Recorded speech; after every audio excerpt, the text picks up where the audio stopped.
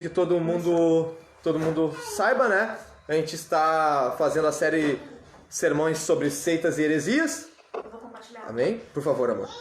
Deixa eu abrir onde eu parei. No sermão sobre Seitas e Heresias.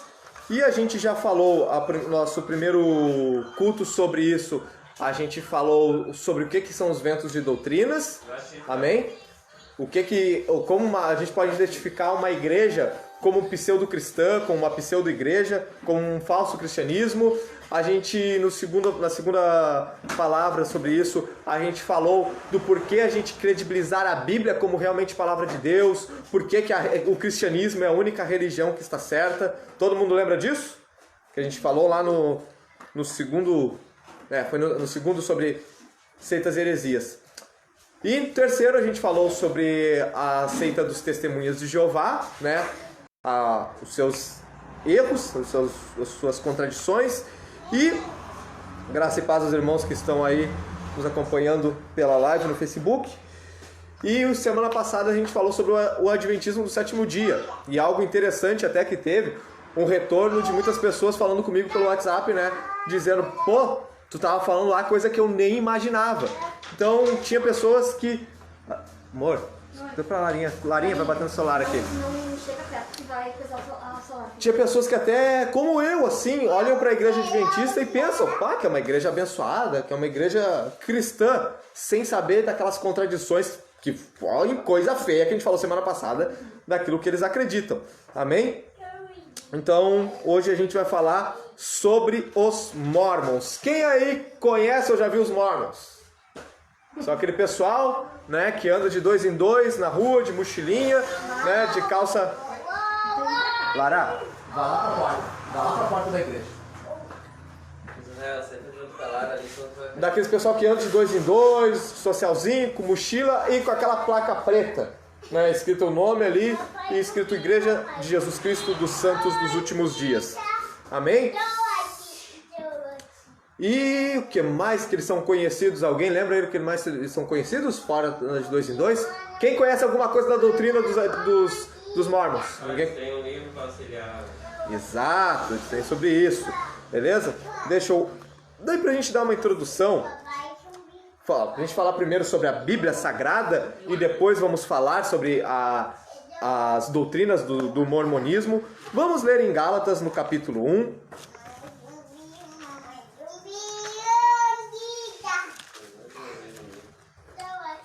Em Gálatas capítulo 1, no versículo 6, diz assim: Admira-me que tão depressa estejais passando daquele que vos chamou na graça de Cristo para outro evangelho, o qual não é outro, mas há alguns que vos inquietam e querem transformar o evangelho de Cristo. Mas ainda que nós mesmos ou o anjo do céu vos anuncie outro evangelho, além do que já vos anunciamos, seja anátema. Assim já vô-lo dissemos, agora de novo também vô-lo digo. Se alguém vos anunciar outro evangelho além do que já recebestes, seja anátema. Amém? Vamos orar então rapidamente para a gente prosseguir. Querido amado Jesus, eu te dou graça, Senhor, por mais um culto, por estarmos na tua casa, Senhor, por mais uma oportunidade de te louvarmos, te bendizemos. Querido Deus, eu te peço, Senhor, a tua graça, a tua misericórdia sobre a minha vida, que estarei, Senhor, pregando a tua palavra. Assim, Senhor, como eu oro pela misericórdia na vida dos irmãos, dos ouvintes, para que em nome de Jesus, que tudo que seja pregado aqui, Pai, seja de fácil interpretação, que todo mundo saia daqui edificado, aprendendo mais sobre as verdades de Deus e sobre as mentiras do diabo, para que nós não venhamos a ser enganados, Senhor. Em nome de Jesus, nos dê graça, sabedoria, unção, temor de Ti, temor da Tua presença e da Tua palavra, que é a nossa única base de crença e fé. Em nome de Jesus Cristo, amém. Glória a Deus. Hoje me traz mais uma água, por favor. Então, o que a gente leu em Gálatas 1? Que se vier algum anjo pregando o evangelho, Paulo até fala, né? Se um de nós apóstolos, vier pregando outro evangelho, seja anátema. É mentira. Beleza? E daí, a gente vai falar hoje sobre os Mormons e falar sobre os seus erros. Beleza? Sobre as suas contradições. E o que eu tenho aqui? O livro de Mormon. O que está escrito aqui embaixo? o outro testamento de Jesus Cristo. Nossa. Deu, né? Hoje acabou. Então é isso, pessoal. Acabou falando sobre Mormons hoje, porque aqui já respondeu tudo, né? Irmãos, aqui em Gálatas fala, se vier aparecer alguém pregando outro evangelho, é anátema, é mentira. E o que eles têm? Outro evangelho. Beleza? Então é sobre essa bobajada que a gente vai falar hoje. Glórias a Deus. Moço. Beleza. Bom, primeiro, como é que nasceu o mormonismo? Deixa eu só pegar a página aqui. Como é que nasceu o mormonismo? Ele foi fundado por um tal de Joseph Smith. Amor, consegue teu celular? Claro. Vou precisar, por favor. Quer WhatsApp? Não, eu preciso para botar um peso aqui e para depois ver aquele negócio.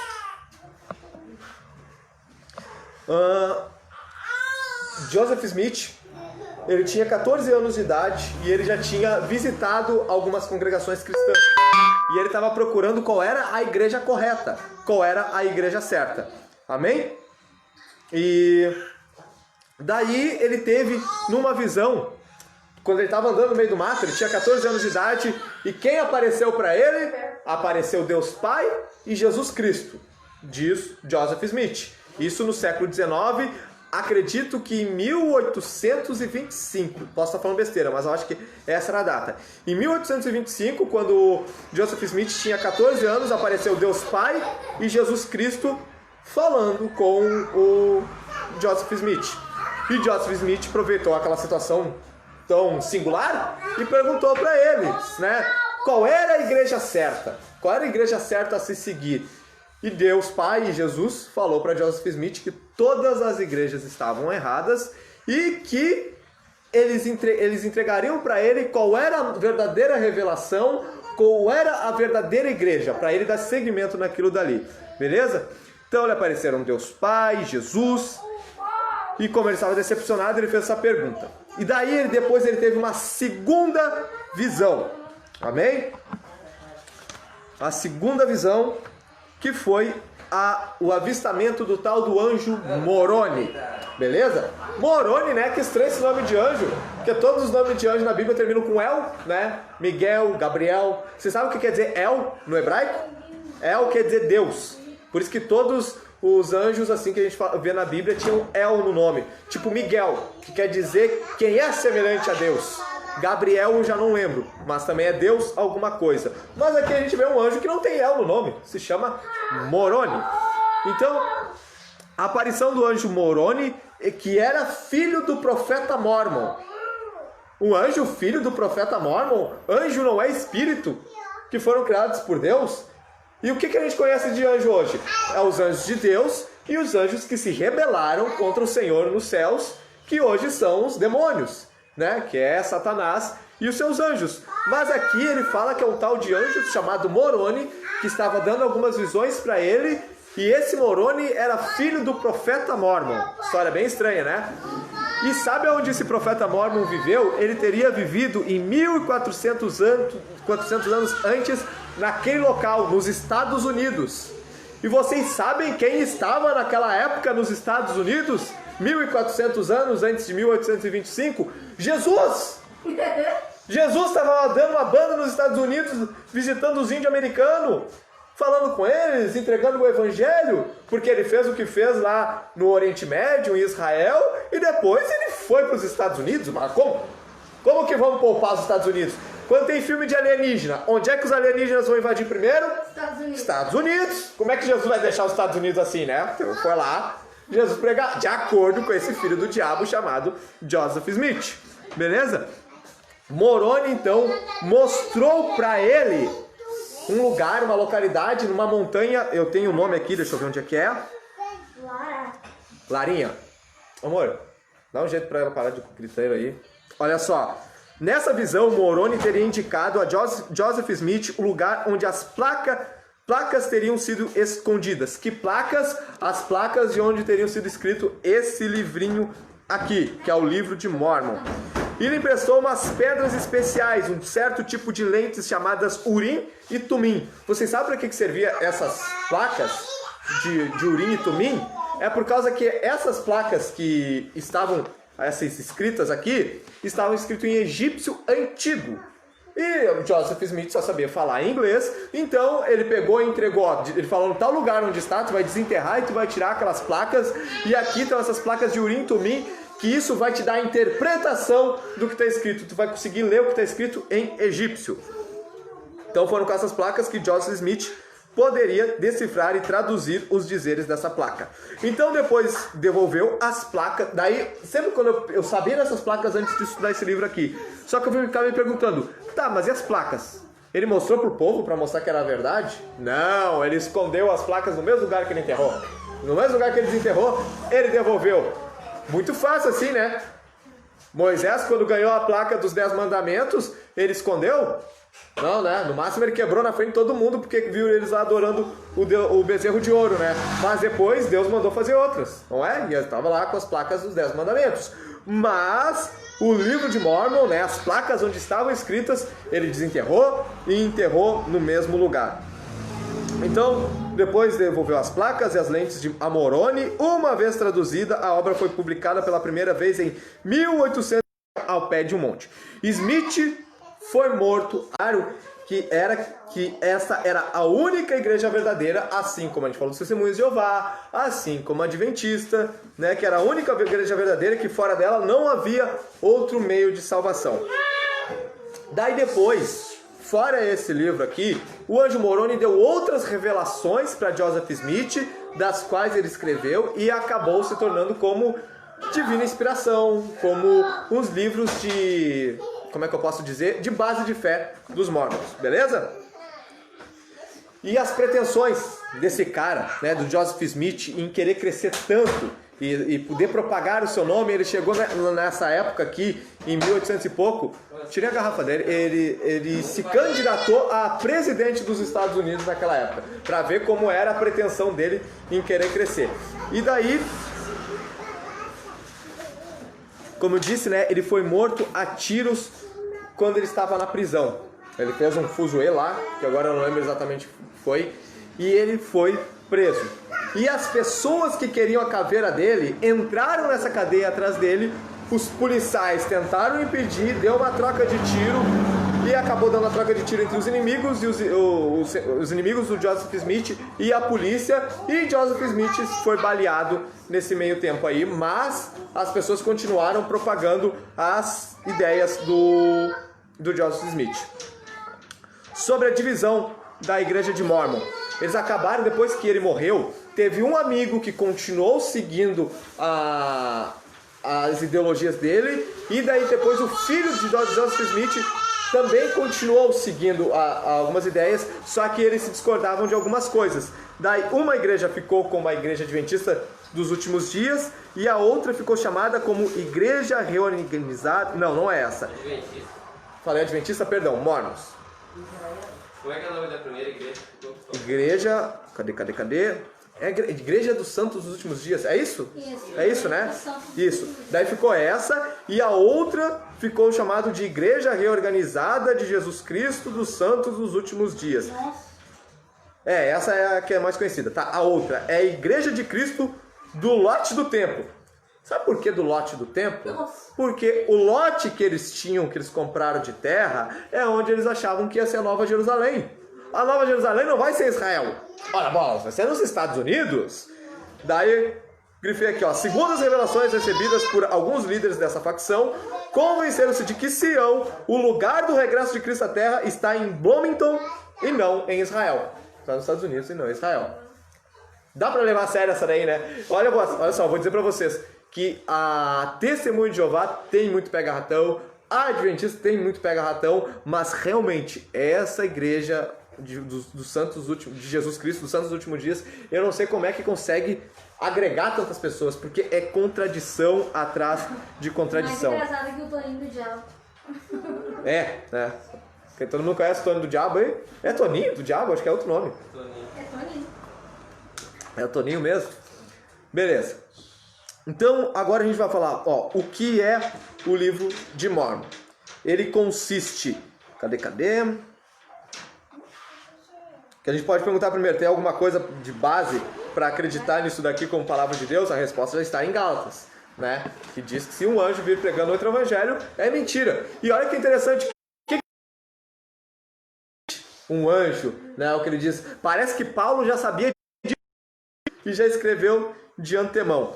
Então, o livro de Mórmon é constituído pelo primeiro livro de Nefi, segundo livro de Nefi, livro de Jacó, livro de Enos, livro de Jarom, livro de Omni, as palavras de Mórmon, livro de Mosiá, livro de Alma, livro de Elamã, terceiro livro de Nefi, quarto livro de Nefi, livro de Mórmon, livro de Éter e livro de Moroni. É isso que se encontra aqui neste livro. Então, o seu todo, o livro de Mórmon soma um total de 239 capítulos e 6.553 versículos. E daí, olha o que interessante. Daí a gente pensa, mas ele só conta coisa nova? Não! Ele tem cópias inteiras da Bíblia. Nele são encontrados capítulos inteiros da Bíblia. Por exemplo, 1 Nefi, capítulo 20, é igual a Isaías 48. Isso entre outros exemplos que a gente poderia dar, mas que eu não vou me acrescentar muito aqui. Amém? Então, para a gente falar alguns testemunhos contra o livro de Mórmon. A alegação de outras pessoas contra isso aqui. Porque pode falar, Henrique, isso aí é o que tu está falando. Tu está lendo um versículo aqui, outro ali. Porque tem muita gente que nos acusa disso, né? Tu está lendo só um versículo para me responder sobre essa seita. Né? Eu quero ver tu abordar mais. Mas, irmãos, tem como abordar mais numa palavra de 1 hora? Se for realmente pra gente sentar num banco de praça, coisa e tal, a gente fica a tarde toda dando argumento. Mas aqui a gente faz aquilo que está dentro do nosso tempo. Amém? Então, vamos isso contra o livro de Mórmon. São muitíssimas as provas de que o livro de Mórmon é obra de homem e não palavra de Deus. Dentre essas provas destacam-se as seguintes. Vamos lá. A opinião mais comum entre os estudiosos do mormonismo é que o conteúdo do livro de Mórmon, em grande parte, foi tomado de um romance de Salomão Spalding, um pastor presbiteriano aposentado que escreveu uma história fictícia dos primeiros habitantes da América. Então, do tipo, o que é isso daqui? Como é que se diz quando a gente rouba a música de uma pessoa? Plágio. Beleza? É um plágio sobre um romance fictício de um pastor presbiteriano. Tipo que nem as Crônicas de Nárnia do C.S. Lewis. Beleza? E daí é um livro tão antigo. Tipo, se isso aqui é de 1829, né? De que ano será? Que não fala, né? O ano que era esse livro do Salomão Spalding. Mas com certeza deve ser bem antigo, se não do começo do século XIX e do século XVIII. Então muitas pessoas não tem como pegar, associar, ler, né? Isso só poderia saber alguém que conheceu, que leu a outra literatura. Amém? As descobertas arqueológicas e os estudos históricos provam que os primeiros habitantes da região indicada no livro de Mórmon eram muito diferentes da descrição que ele dá quanto aos costumes, nomes, caráter e línguas. O livro de Mórmon contém mais ou menos 10.000 citações diretas da versão da Bíblia inglesa King James, publicada pela primeira vez em 1611. Do tipo, que aqui ele está falando que a Bíblia King James, o que é? É uma tradução da Bíblia que não foge do original, mas ela tem palavras diferentes, do tipo, em vez de falar por favor, ela fala por obséquio. Estou dando um exemplo assim, beleza? E os capítulos inteiros do livro de Mórmon que copiam a tradução da King James, que foi escrita em 1611. Mas como se isso aqui estava escondido no meio das pedras há 1400 anos, né? Vamos lá. O livro pretende ser a tradução das placas de ouro que estiveram enterradas desde o ano 420 até 1823. Contudo, cita com precisão capítulos inteiros de uma Bíblia publicada em 1611. Isso é simplesmente inconcebível. O livro foi escrito em uma linguagem paupérrima, porém, quando cita a Bíblia, o profeta Isaías, por exemplo, mostra erudição de linguagem, mais uma prova de que esses textos foram copiados diretamente da Bíblia. Então vamos ver lá, o primeiro tipo livro aqui, livro de Nefi, que é a coisa só dele. Tá escrito assim, porque, os negros velhos chegaram lá e deram um pau nos loucos. Paupérrimo, uma linguagem paupérrima de qualquer jeito, maloqueira, pobre. Mas daí quando cita o livro de Isaías com outro nome, daí é aquela linguagem refinada que a Bíblia tem, não é? O Espírito Santo alguma vez se contradisse na linguagem do Antigo Testamento? A gente vê Deus falando em gíria na Bíblia? Não, a gente não vê. A gente vê Deus sempre no mesmo padrão falando. Amém? A gente pode ver Deus brabo ou calmo. Isso é sério, a gente pode ver Deus falando coisas pesadas, mas sempre dentro de uma classe poética que como é que eu posso dizer, de característica da linguagem do Espírito Santo. Amor, não deixa eu ficar girando assim, não. Vou ficar fazendo barulhão. Amém. Olha só. O livro põe na boca de personagens que vieram séculos antes de Cristo palavras que a Bíblia atribui a nosso Senhor. Ou põe na boca do Senhor palavras que só poderiam sair da boca de um bastardo e inculto. É estranho que Joseph Smith não mostrasse as placas de ouro a ninguém mais, além das 3 testemunhas abaixo, para que o seu testemunho fosse confirmado. E depois as pessoas, que foram 3, tal de Oliver Connery, David Whitner e Martin Harris, eles são citados como pessoas que viram as placas, e ele diz que eram pessoas dignas de se ver. Só que mais tarde ele criticou, ele falou que elas não eram tão dignas assim. Então, que nem a gente falou da Ellen White semana passada, uma hora o ovo é bom para a saúde, outra hora o ovo não é mais bom. É a contradição de um falso profeta. Amém? Porque um profeta de Deus, a palavra dele vai ser sempre sim, sim, não, não. Ela nunca vai se contradizer. Amém? Mas a palavra de um falso profeta sempre entrará em contradição, sempre será, como falou aqui, numa linguagem paupérrima. Amém? E para tão volumoso conteúdo do livro de Mormon, as placas de ouro que Joseph Smith descreveu requeriam um trabalho microscópio ou algo miraculoso. E os muitos erros gramaticais e de conteúdo do livro de Mormon o fazem obra de homem e não palavra de Deus. Então aqui está dizendo que até tinha erros, né? Na linguagem em inglês isso daqui estava tudo de uma forma bem maloqueira, bem chula, dizendo. Beleza? Falamos sobre a descrição disso daqui e a resposta do porquê que isso aqui é uma mentira está em Gálatas 1, versículo 6 ao 9, como a gente viu. Beleza? Vamos para outras doutrinas falsas desses caras. Sobre a Nova Jerusalém. Olha só, vamos ver. Que nem eu, semana passada eu li as palavras da Ellen White, dos escritos. Eu também vou ler nas palavras do Joseph Smith e de alguns outros cabeças dos Mormons, para não dizer que é o Henrique que está inventando, beleza? Ó, Smith profetizou que a Nova Jerusalém e o seu templo devem ser erigidos no estado de Missouri, nos Estados Unidos, nesta geração. Isso está escrito em Doutrina e Pactos, seção 84, 1 e 5. Então, eles falaram que a Nova Jerusalém ia ser nos Estados Unidos e nessa geração. Qual geração? Século XIX. E aí, aconteceu? Não. Estamos esperando até hoje a volta do Senhor Jesus. Então, só nisso daqui, toda a base deles já se desmorona. E aqui a gente vai ver de outras profetadas, outras heresias, que desmorona tudo aquilo que eles pregaram. Porque o maior inimigo de um falso profeta, você sabe o que é? É o tempo. Porque o tempo vai dizer se ele é um falso profeta ou não. Ele disse aqui, a Nova Jerusalém será nos Estados Unidos e vai ser nessa geração. Passou aquela geração, não foi. Jesus não voltou, não foi a Nova Jerusalém nos Estados Unidos, não aconteceu nada disso. O tempo mostrou que Joseph Smith era um falsário. Outra alegação deles sobre a Nova Jerusalém.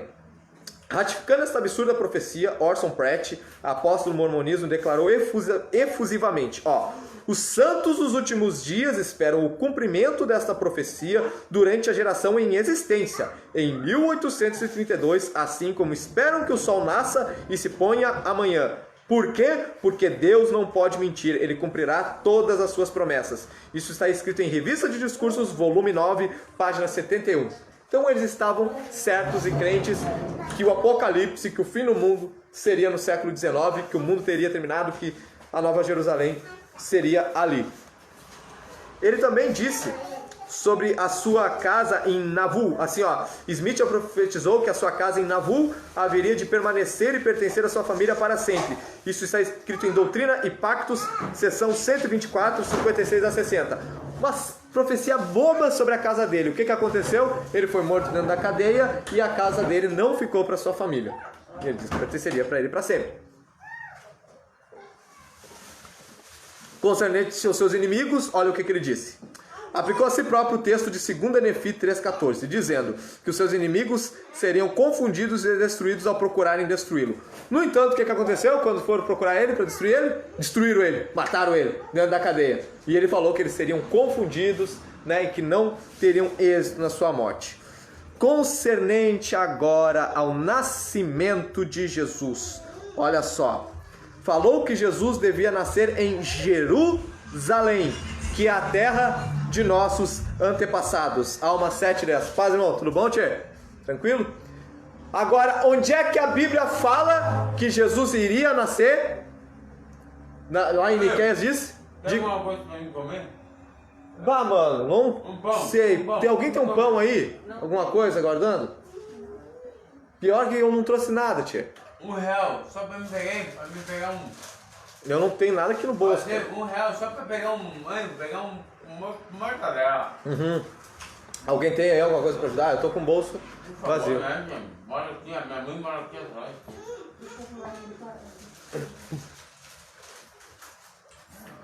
Enquanto o pessoal vê aí, eu vou continuar aqui. Ele afirma então, no seu livro aqui, que Jesus nasceria em Jerusalém. Mas onde é que em Miqueias fala que Jesus teria que nascer?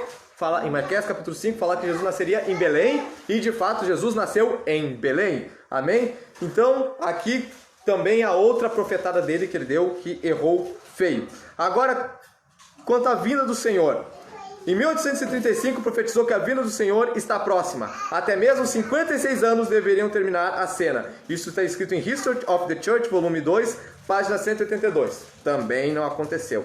O cara também falou que existiam habitantes na Lua e os negócios assim. Eu não sei se tenho certeza se o homem foi na Lua, né? Dizem que sim, mas o homem foi na Lua, mas não encontrou nenhum habitante na Lua. Beleza? Vamos lá.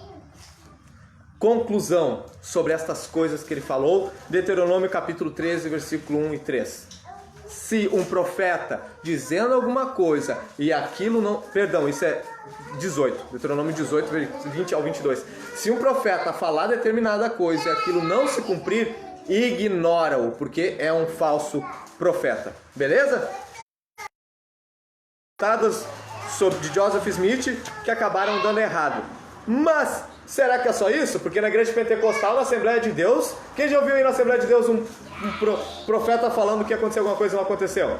Vê disso, né? Mas não é doutrina da Assembleia. A doutrina da Assembleia de Deus não está baseada no erro do irmão. A doutrina da Assembleia de Deus diz que a doutrina da igreja é o quê? É a Bíblia. Beleza? Então tem alguns que erram dentro da Assembleia, dentro da Deus e Amor, tem, mas a base dessas igrejas é a Bíblia. E a base dos Mormons aqui é a Bíblia e o livro de Mormon. Ainda mais, eles falam que o livro de Mormon acrescenta aquilo que a Bíblia fala. Beleza? Vamos prosseguir então. Acerca da Bíblia. Vai aí, cara? Não vai ficar assistindo culto aí, cara? Mas domingo, cara, se quiser aí, ó, a gente tá 5 horas aberto aí, tá bom? Tá com fome? Tá, Deus te abençoe então, cara, viu? Ó, e lembra daquele versículo que diz, cara, não só de pão viverá o homem, mas de toda palavra que está da boca de Deus. Amém. Quem? Eu, se eu tivesse, claro que eu te dava, mas não tem, né, cara? Você, ninguém aí tem um pão. Cara, a gente já falou, cara, se a gente... Ninguém tem. Claro que não, tia. Então tá. Beleza? Então tá. Eu vou na minha mãe e o seguinte. Uhum. Não quero ninguém incomodando ela. Tranquilo? Ó. Deus o livre também, não é? Essa aqui é uma janta. Uhum. Hein? Uma janta. Isso aqui é uma janta pra mim, mano. Mas, querido, se a gente pudesse, se a gente tivesse aí, a gente ajudava, viu, cara? Aqui que eu ajudar com R$1. Cara, eu não tenho nada aqui no bolso, cara. Se a gente tivesse aqui, a gente ajudava. Me ajuda com R$1. Hein? Vamos pegar minha casa aqui. Ninguém tem R$1. Pediu, quem pôde te ajudar, te ajudou. Mas continuando aqui, ó. Acerca da Bíblia, o que eles afirmam, ó? A Bíblia é a palavra de Deus escrita pelos homens. É básica no ensino... Ô, Leonardo. Ô, Leonardo.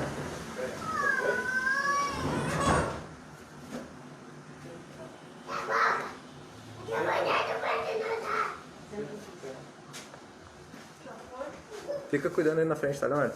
Por favor. A Bíblia é a palavra de Deus escrita pelos homens. É básica no ensino mórmon. Mas os santos dos últimos dias reconhecem que se introduziram erros nessa obra sagrada, devido à forma como este livro chegou a nós. Além do mais, consideram-na incompleta como um guia. Ó, daí o que está escrito no livro deles. Suplementando os santos dos últimos dias, possuem 3 outros livros. Estes, como a Bíblia, constituem as obras padrão da igreja. São conhecidas como o Livro de Mórmon, Doutrinas e Pactos, a Pérola de Grande Preço, e isso está escrito em Quem são os Mórmons, página 11. E em 2 Timóteo, capítulo 3, versículo 14 ao 17, a gente vê que toda palavra é inspirada por Deus. Amém? Para instruir, para direção, amém? Para edificação de todo homem. Agora, a parte mais pesada dos Mórmons. Olha só. Agora ouvi, ó habitantes da terra, judeus e gentios, sobre Deus, sobre a pessoa de Deus, o que eles falavam. Agora ouvi, ó habitantes da terra, judeus e gentios, santos e pecadores. Quando nosso pai chegou ao jardim do Éden, entrou nele com um corpo celestial e trouxe consigo Eva, uma de suas esposas. Quem que ele está dizendo aqui? Ele está dizendo que Deus era Adão, que entrou para habitar no jardim e que uma de suas esposas era Eva.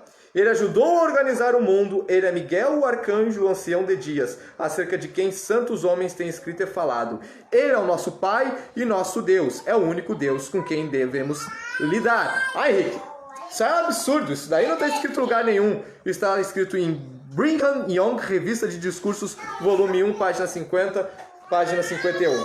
Então isso aqui realmente é uma das inscrições e direções dos Mormons. Eles afirmam que Adão era Deus, trouxe Eva, uma de suas mulheres, e que depois nós somos todos descendentes carnais de Deus. Praticamente é isso, beleza? Mas as suas heresias não param por aí. Eles afirmam assim: o próprio Deus já foi como somos agora. Ele é um homem exaltado, entronizado em céus distantes. Isso está escrito em Ensinamentos do Profeta Joseph Smith, página 336. Então eles afirmam que Deus um dia foi homem e que ele foi evoluindo e chegou a ser Deus, como é agora. Outra das suas afirmações: se Jesus teve um pai, o que nos impede de crer que o pai também teve um? Ensinamentos do Profeta Joseph Smith, página 365. Quem é o pai de Deus? Não tem. Deus é eterno. Ele é o princípio e o fim, o alfa e o ômega. Nada existiu antes de Deus, porque ele sempre existiu. Ele está fora do tempo, ele está na eternidade. Amém? Então, irmãos, Deus não tem como ser criado, mas, de acordo com eles afirmam que Deus teve um pai e que esse pai teve outro pai e por aí vai. Leonardo, para onde é que ele foi? Mas fiquem espertos aí. Outro absurdo. A igreja proclama esta verdade eterna. Como o homem é, Deus foi. Como Deus é, o homem poderá vir a ser. Viu? Tu pode ser Deus, é o que os mormons estão falando. Nós somos hoje como Deus um dia foi, homem. E Deus é hoje como um dia nós podemos ser, Deus. Satanice pura, né? Mas olha o que a Bíblia diz no Salmo 90, versículo 2: antes que os montes nascessem e se formasse a terra e o mundo, de eternidade a eternidade, tu és Deus. Assim diz o Senhor, Rei de Israel, seu Redentor, o Senhor dos Exércitos: eu sou o primeiro e eu sou o último, além de mim não há Deus. Isaías 44, versículo 6. Amém? Então, irmãos, Deus nunca foi homem, Deus sempre foi Deus. E nós nunca vamos chegar ao ponto de ser Deus, porque nós somos filhos de Deus e somente isso. Beleza? Acerca de Jesus Cristo, o que eles falam? Ele não foi gerado pelo Espírito Santo. Revista de Discursos 1:50. Ele não foi gerado pelo Espírito Santo. Sabe como é que ele foi? Da mesma forma em que Deus tem o Pai, Deus fez sexo com a Virgem Maria. É o que eles afirmam. Eles não acreditam. Porque olha, diz aqui, ó: Jesus, não foi gerado pelo Espírito Santo. Revista de Discursos 1:50. Então eles acreditam como Deus é carne, e Deus teve um pai, e Deus um dia foi homem, que ele desceu à terra, que ele teve relações sexuais, assim como os teve com a mulher, nasceu Hércules, daí assim nasceu Jesus. Outra coisa que Jesus Cristo foi polígamo. Maria e Marta, as irmãs de Lázaro, eram suas esposas pluralistas, e Maria Madalena era outra. Também a festa nupcial de Canaã de Galiléia, onde Jesus transformou água em vinho, realizou-se por ocasião de um dos seus casamentos. Brigham Young, Wife, número 19, página 384. Beleza, né? Eu vou dar vontade de acabar, que não tem muita mais coisa o que se dizer, né? Desse pessoal perturbado. Acerca do batismo. O batismo é feito em nome de quem? Nome de Moroni? Não, o nosso batismo é feito de quem? Nome do Pai. Pai, do Filho e do Espírito Santo. Beleza? Mas como é que é para eles? Hebreus 6:1-2. Eles usando o versículo bíblico para isso, né? A explicação de como as portas de sua prisão poderão ser abertas e eles postos em liberdade. Pela crença do evangelho, através do batismo pelos mortos, os que ainda estão na carne fazem trabalho vicário para os seus mortos, e assim tornam-se salvadores do Monte Sião. Então, do tipo, morreu um teu parente que não é salvo, o que eles acreditam? Que se batizar em nome do Joãozinho das Couve, o Joãozinho das Couve pode ser levado para o céu. É que nem o purgatório, né? Que os católicos acreditam, né? Que a pessoa vai orar pelas pessoas, almas que estão no purgatório, para elas irem para o céu. Mas aqui faz o quê? Em vez de se batizar no nome do Pai, do Filho e do Espírito Santo, se batiza em nome do João das Couve, que o João das Couve vai poder ir para o céu. Beleza? Mas a gente nem precisa ver a referência, né? Está escrito em Mateus 28:19, né? Que o batismo é o nome do Pai, do Filho e do Espírito Santo. E fala também em outras partes que o batismo é um sinal de sepultura para mim, não para o falecido, não para o próximo. O meu batismo é minha sepultura do antigo Henrique para o novo Henrique que nasce em Cristo Jesus. Amém? Amém, irmãos? Acerca do matrimônio. O matrimônio na teologia mórmon é um contrato sagrado ordenado divinamente sob a autoridade do sacerdote.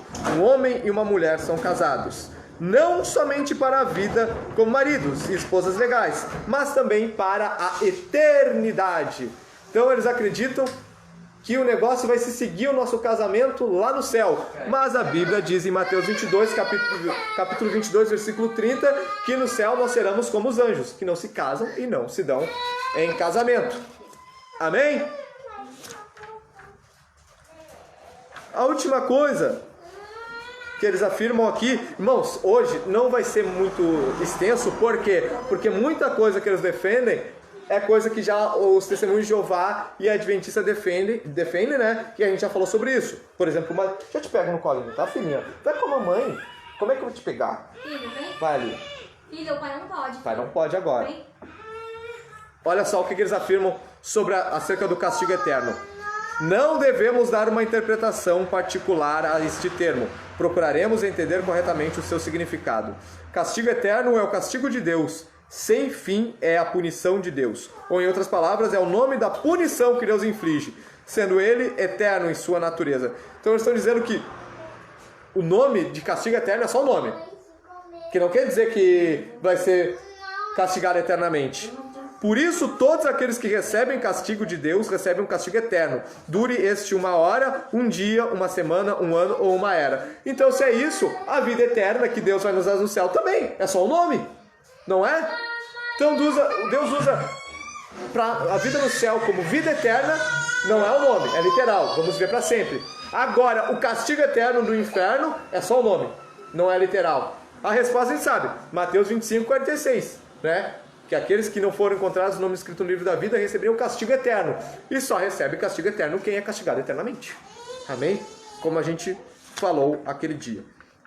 Amém? E daí, olha só. Sobre o castigo eterno. Se a interpretação mórmon quanto ao castigo dos ímpios é correta, então o gozo dos salvos não será eterno no verdadeiro sentido da palavra. Assim sendo, como explicar passagens como João 6:51, dizendo que a gente vai ter uma vida eterna sempre para com o Senhor nos céus. Amém? Então, irmãos, qual é a conclusão que a gente tem sobre a Igreja de Jesus Cristo dos Santos dos últimos dias, particularmente para mim, é a que é a mais difícil de enrolar um crente. Beleza? Porque a base do crente é o quê? É a Bíblia. Amém? Ele sempre vai acreditar naquilo dali. Veio o testemunho de Jeová, ele usa a Bíblia modificada. Beleza? Veio o Adventista, usa a Bíblia também. Mas eles ficam se apontando muito na questão da lei, Antigo Testamento e coisa assim. Mas veio o Mormon, o que ele vem te oferecer? O livro dos Mormons. Amém? O outro testamento de Jesus Cristo. Então, irmãos, isso aqui é uma grande de uma lorota. A gente viu que banaliza a pessoa de Deus, não é? Dizer que Jesus foi casado, dizer que Jesus nasceu do ato sexual entre Deus e Maria, dizer que Jesus não nasceu de uma virgem, dizer que Deus tem um pai, que Deus teve carne. A Bíblia fala que Deus é espírito. Amém? E Deus falou para a mulher samaritana que Deus é espírito. E quando Jesus ressuscitou, ele deu a mão para Tomé e falou: toca-me, que eu tenho carne e osso, um espírito não tem. Então, se Deus é espírito, como que ele tem carne e osso? Como que ele nasceu? Então, irmãos, que a gente conclui, é uma seita diabólica, mentirosa, blasfema, que dificilmente quem viver até o final da vida nesta igreja terá a vida eterna. Eu acredito que um adventista que está lá na igreja adventista, que não acreditar nas coisas que a gente falou semana passada, tem como ser salvo. Eu acredito que um católico que está na igreja católica e ele não dá bola para questão das imagens e olha só para Jesus, ele tem como ser salvo. Eu acredito nisso. Mas agora, como é que uma pessoa... Porque os católicos e os adventistas ainda falam que Jesus é o Filho de Deus, que ele nasceu de uma virgem, que ele é Deus encarnado. Eles falam tudo isso. Mas agora, como é que a pessoa vai ser salva numa igreja onde diz que Jesus era casado com 3 mulheres, onde ele nasceu não de uma virgem? Não é? Então dificulta muito, irmãos. Então, a gente falou tudo isso aqui para quê? Para confrontar e ofender os Mormons? Não, irmãos. A gente falou tudo isso aqui para aprender, para na hora que eles nos pararem na rua, nós sabemos o que fazer e evangelizarmos eles com amor, como a gente evangeliza qualquer outra religião. Amém? De dizer que Jesus é o único e que a palavra é única e que não dá para distorcê-la. Amém, queridos irmãos? Ficou alguma dúvida? Depois a gente resolve. Vamos orar então. Querido amado Jesus, eu te agradeço, Senhor, pela graça que tu nos deste, pelo entendimento, mesmo, Senhor, com todos os empecilhos que teve hoje no culto, Senhor, com o barulho das crianças, com as pessoas vindo, Senhor, aqui na porta da igreja. Mas, Senhor, tu nos deu graça, nós conseguimos até aqui, Senhor, pregar aquilo que foi separado.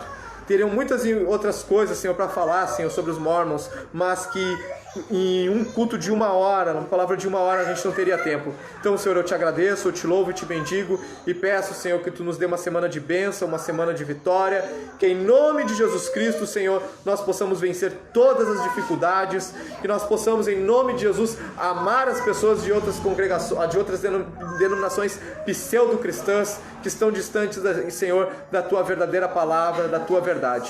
Em nome de Jesus, meu muito obrigado, Senhor Deus. Toda a honra e toda a glória a ti. Amém. Amém. Glória a Deus.